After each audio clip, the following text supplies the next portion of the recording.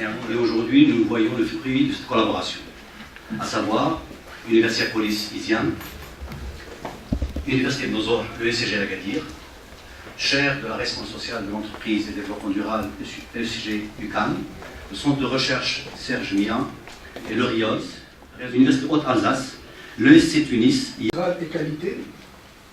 Je suis heureux de vous accueillir parmi nous. Chers collègues, chers invités, M. Michel Capran, chers étudiants, nos... Khadija qui est perdue quelque part, que je... Un peu plus de 400 enseignants-chercheurs. C'est aujourd'hui si important. M comme je vais dire à peu près le contraire. Je crois que jusqu'à présent, beaucoup de choses n'étaient pas saisies, n'étaient pas vécues, parce qu'elles passaient par le filtre des relations internationales. Prenons simplement l'exemple. C'est une atteinte à notre dignité.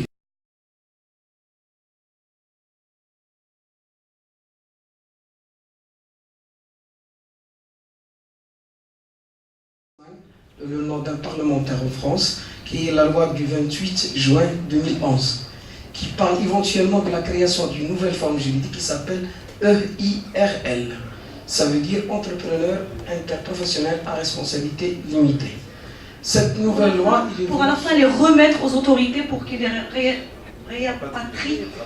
rapatrient à leur pays avec chaîne sur le front. Par rapport notamment, je prends l'exemple de la société Total là, en France actuellement avec le droit des mers qui se couvre sur le code maritime et l'exemption pour ne pas assumer ses responsabilités vis-à-vis de fondamentale, même à l'échelle internationale. Est-ce que vous ne pensez pas en tant qu'expert justement en matière que ces multinationales peuvent être on pourrait un petit peu atténuer leurs effets à travers justement cette normalisation dans le futur? Qu'est-ce que vous en pensez?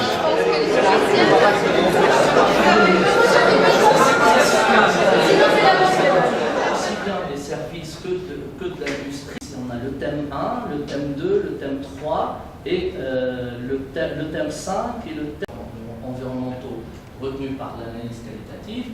On a ajouté un 7e thème qui est l'engagement retenu 5 liens aux imagines. Les avantages et les limites en fait de chacune des méthodologies qu'on a utilisées ici. Soit beaucoup de détails, mais il va y avoir un rejet d'eau et ça a été bloqué. Donc pour lui, le développement durable, c'est vraiment... Ils sont allés même jusqu'à nous présenter les prix. Ils vendent certains produits aux pharmaciens à 500 francs, ça se retrouve dans les officines à 1500. Contrôle par exemple la teneur des principes actifs des produits qu'ils vendent. Je reviens sur cet aspect, c'est pour montrer simplement qu'au niveau commerce international, les exigences sont claires. C'est les grands laboratoires qui vendent des produits pour les pays. Ils vendent des produits aux grands laboratoires. Perfectionner les calculs, hein, ça c'est évident. Et surtout, effectivement, je pense qu'il y a un vrai terreau à creuser. Un filtrage financier qui consiste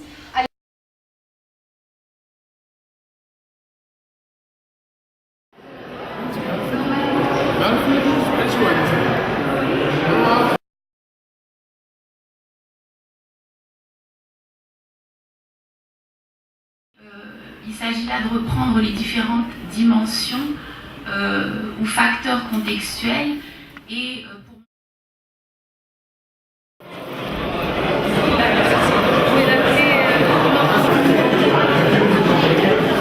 issu de la région du Souss-Massadra dans laquelle nous sommes aujourd'hui et qui connaît un grand succès sur le marché des cosmétiques, notamment en Europe et particulièrement en France. D'après les derniers chiffres, on peut voir que la France a dès la création, parce que les eaux forêts, on a oublié. Notre démarche CSR est vraiment au jour le jour. Je suis le gérant d'une entreprise de protection de l'intérieur. Le conseil Dommage. Parce que je pense qu'ils ont une grosse... L'Oréal. Est-ce qu'il ne va pas y avoir de manque de valorisation du produit Pratiquement 12 ans dans le domaine de l'organerie. Et je ne vais pas poser une question, je vais poser une problématique que nous avons parlé. Et il y a l'indication géographique au niveau de l'Union européenne. Il y a l'indication menée en fait par les associations, par...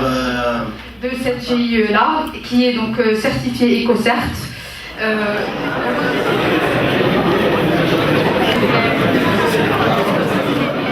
Mais le danger provient essentiellement de ces pipelines